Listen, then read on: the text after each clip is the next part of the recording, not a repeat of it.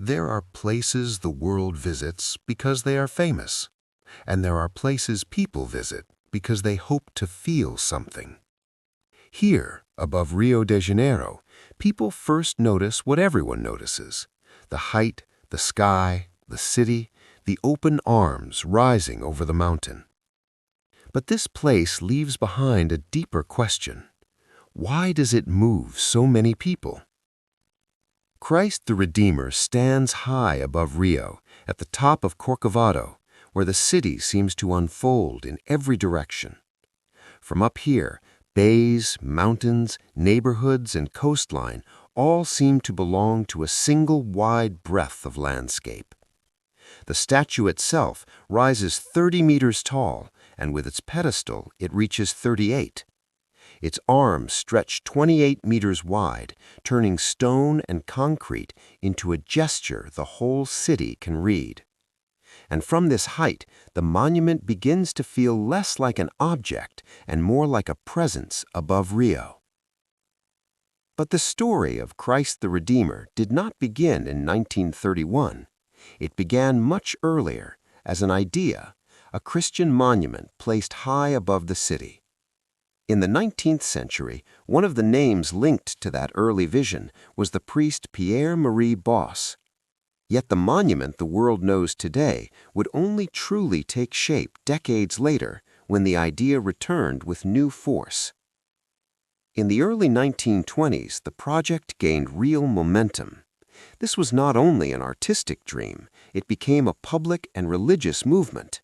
Citizens signed petitions, supported the effort, and turned the mountain itself into part of a national moment. Then, in 1922, the foundation stone was ceremonially laid, tying the future monument to the centennial of Brazilian independence. But Christ the Redeemer was never the work of one person alone. The Brazilian engineer, Heitor da Silva Costa, became the central name behind the project. Carlos Oswald helped shape the artistic vision, and the sculptor Paul Landowski became central to the execution of the figure the world would come to recognize instantly. Even the face carries a layered story of collaboration, linking Brazil and Europe in the making of one image. Then came the harder question: how do you build something like this on top of a mountain? The monument rose over nearly a decade, from 1922 to 1931. It was built with reinforced concrete, a modern solution for a form so large, so exposed, and so demanding. And over that structure came the surface the world now knows, a skin of soapstone mosaic. This is where the monument becomes more than monumental. From far away, Christ the Redeemer looks like a single smooth form.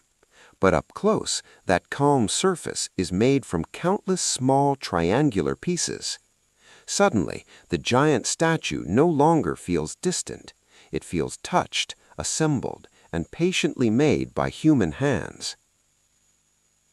What seemed untouchable begins to feel intimate, and that human detail changes everything. The mountain, too, was never just a pedestal. It was always part of the journey. Long before visitors reached the monument, they were already climbing toward it. The Corcovado Railway became part of the meaning of the place itself. The ascent matters. It slows the body, widens the eyes, and prepares the mind for arrival. Even today, reaching this place feels less like simply arriving at a tourist site and more like approaching something that has been waiting above the city. And this is where the real answer begins. People are not moved here only because the monument is large. They are moved by what the open arms seem to mean. For some, it feels like faith. For others, it feels like welcome. For others still, it feels like protection above the city below. That is part of the monument's power. It does not force only one meaning. It allows many. And because of that, people do not simply look at it, they respond to it.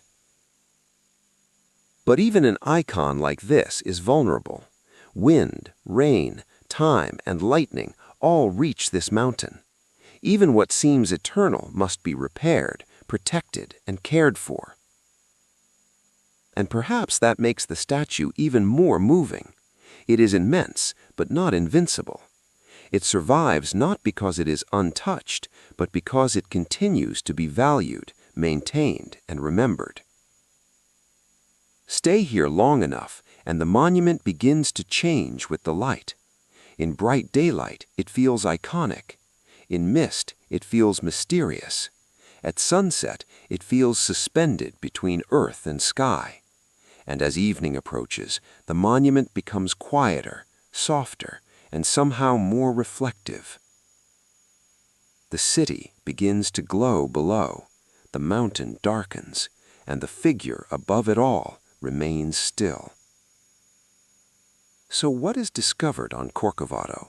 Not just the history of a monument, not just the story of how it was built. What is discovered here is the reason this place moves so many people.